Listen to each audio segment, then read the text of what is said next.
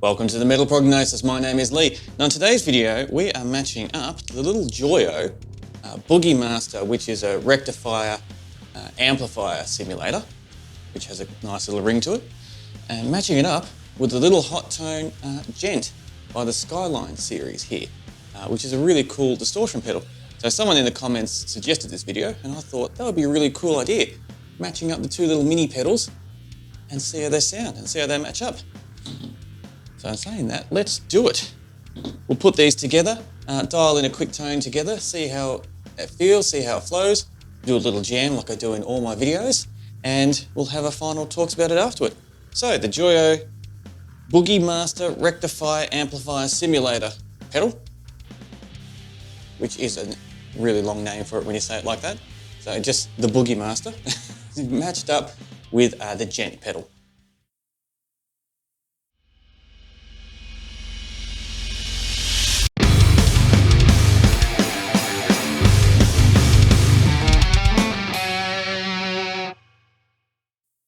Now we have everything set up and ready to go. Let's grab my Jackson guitar here. And this is what it sounds like before we engage anything.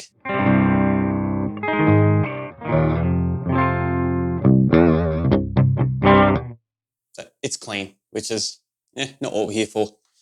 But it's also good to do just to make sure that my chain is working and everything, and the signal is going in from the guitar all the way to the end. So it does serve a purpose, but it's not fun compared to what we're about to do, which is engaging all this stuff. So let's get the Boogie Master happening.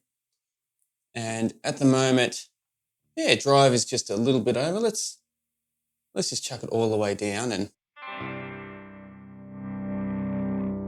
kind of work our way up to it.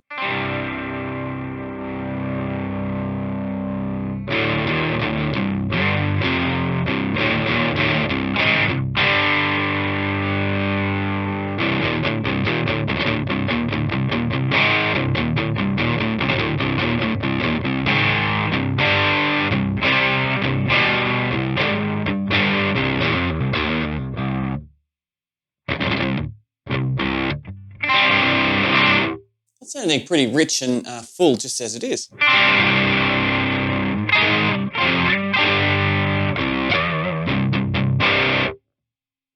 So let's see, with the, I haven't used a Djent in a while, so let's turn the gain all the way down, or what they've nicknamed the Djent. Force, I think, is volume, and Saba, however you pronounce that, Saba, I think is a tone. So let's engage this and see what we get.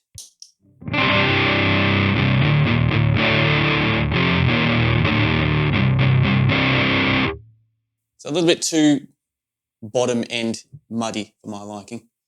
So now we've got a different EQ curve thing there as well that they've got. So let's add a little bit of gain first and then see if we can clean it up a bit.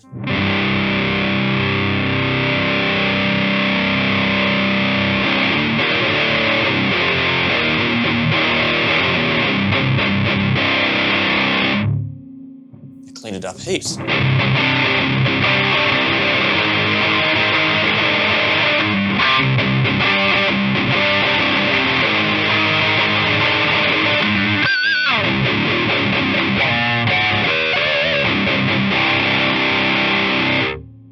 Let's see if changing this EQ curve is going to make much of a difference.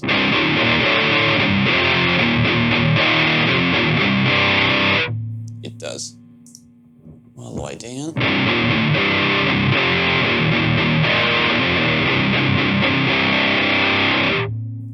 A little bit too dark for my liking.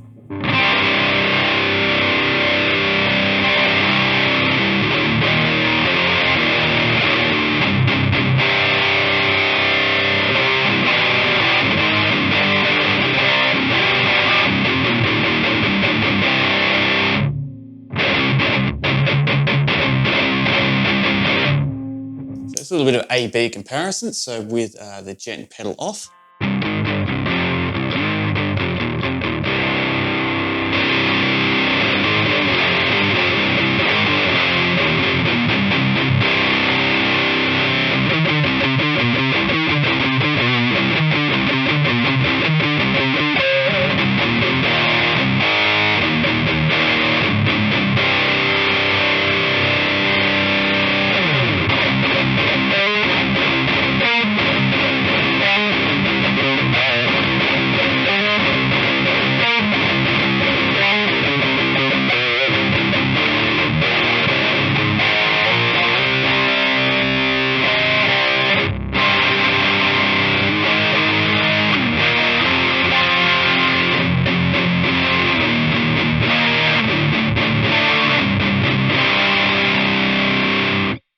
it's sounding really rich and full just as it is.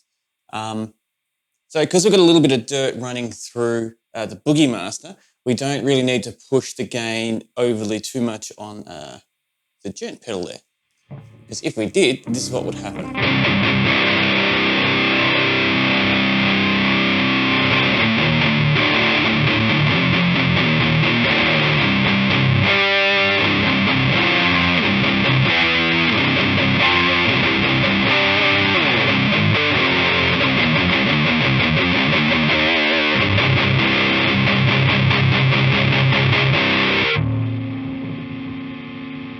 It's starting to get a lot of noise, but that's not the main concern. I feel like it's a little bit just too saturated. It's kind of like the saturation is starting to overflow in the juicy metal drink that we're trying to have here. So dialing it back definitely makes it more pleasant and gives it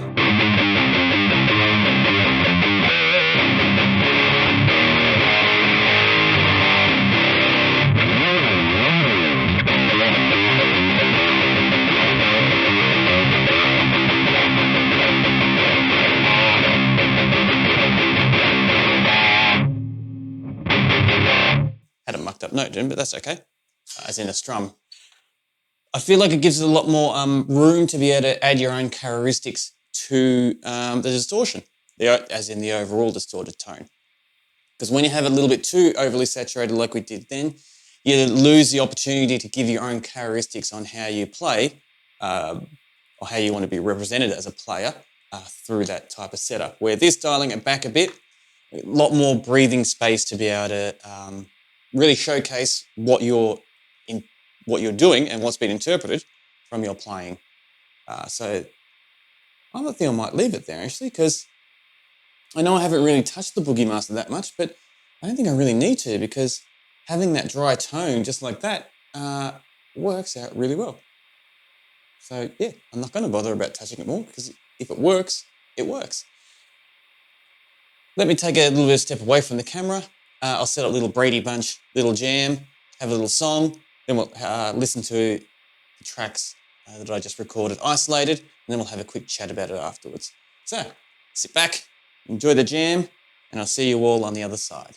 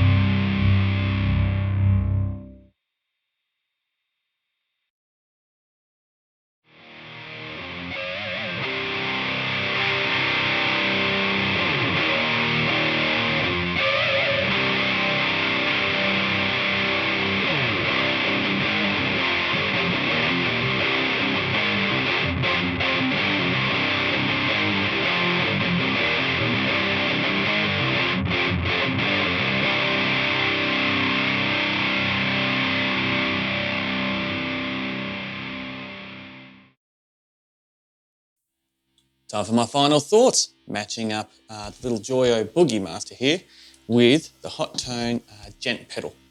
So firstly, I'll start with the jam. So how it felt from a guitarist perspective jamming with the tone that we came up with these two. It felt great, it really did. It felt nice and natural. It felt like a really nice, user-friendly distortion. It was really easy to put my own little characteristics in there and add my things and have a little bit more of, if I needed more of a push, I can get that purely out of the playing. And the tone didn't take away, not really the tone, the distortion didn't take away my ability to have that breathing space to be able to give a lot of characteristics to my playing as I did.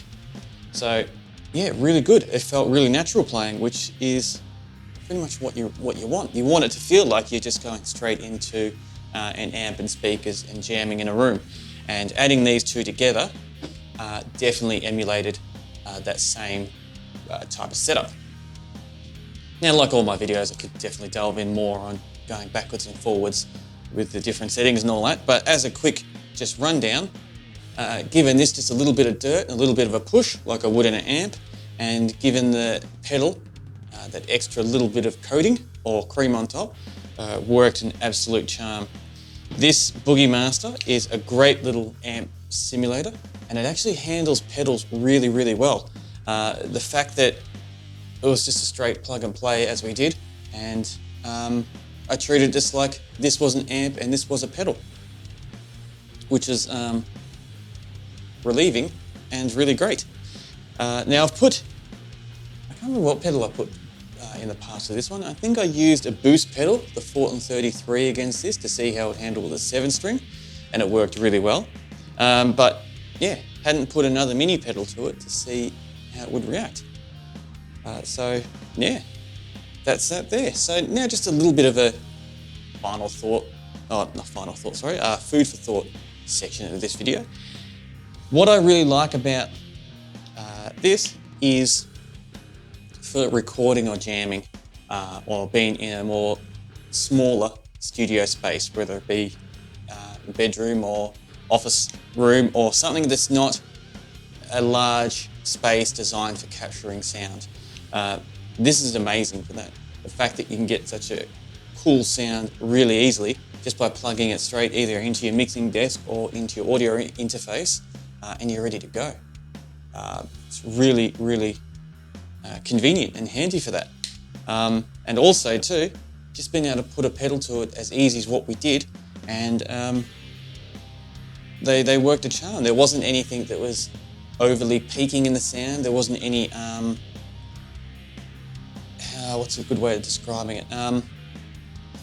I think in the early 2000s, it was when digital started becoming a lot more affordable and more accessible. Some of them sounded too, it's a good way to describe it, because I want to instinctively say it sounded too digital. And when I say that is now, digital sounding amazing these days, but back then, what I say when it sounded too digital is it sounded too boxed. And you could just tell that it was an artificial sound that you're working with or using. And that's why it was just a lot cheaper, quicker and easier just to stick to the analog setup and kind of go with what we knew, as we've been doing this for a few decades now compared to the digital world when it was brand new and coming through. Sorry, had trouble getting my word out then. Stuttering. So in saying that, I never felt like this had a boxing sound to it, adding just these little pedals going straight in to my mixing console here, which just shows how far technology's come, and it's really opened up different ways of how to utilize these little things as well, for either recording demos, EPs, or even if you wanted to use it for an album. There's definitely no limit to what you can put it through and use. I've heard people use it in their actually amps, either through their send and return effects loop, or just straight in the front, going in clean and making this do a little bit of work so they can kind of share the characteristics. But I actually like just going, now, I haven't really used it live, I've only ever used it in the studio, but I really do like just going straight into the desk and letting it do its thing.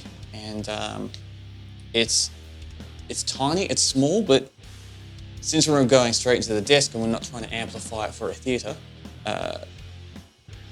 or for to get over a drum kit, for another example, this has got definitely enough oomph and power to it, which is great. So in saying that though, I will thank the person who suggested this in the comments in one of the other videos I did on these. So thank you very much for that. It was a fun little video putting them together, and I I'm not surprised in the regards to I thought it was going to fail, but I'm definitely pleasantly surprised it turned out as well as what it did. I thought it would have been nice and good. I didn't think it was going to be that good and that user-friendly and that much of a nice grunt of a guitar tone with extreme little effort. Very, very extreme little effort from it. So yes, thank you very much for that. And if you've got any other suggestions on what you'd like to do with any of the gear that I currently got, or you think I might be able to get my hands on easily and can afford, so please don't suggest something that's out of my price range in the thousands, because I just can't really afford it. And since this is 100% funded by myself, this channel so far at this point in time, yeah, I do have a budget and a limit. So in saying that, though, thank you very much for being a part of these conversations and joining in this community and chatting among yourselves in the comments as well. It's been really cool and really nice. Some of the suggestions, as this one, has been really good, and I really appreciate you sticking around. And yeah, and hopefully you enjoy more in the future. And if you watch any previous ones, to me, they'll be the videos from the past, but they'll be your present, because the magic of the interwebs. And I really look forward to chatting with you next time. And until then, please stay safe.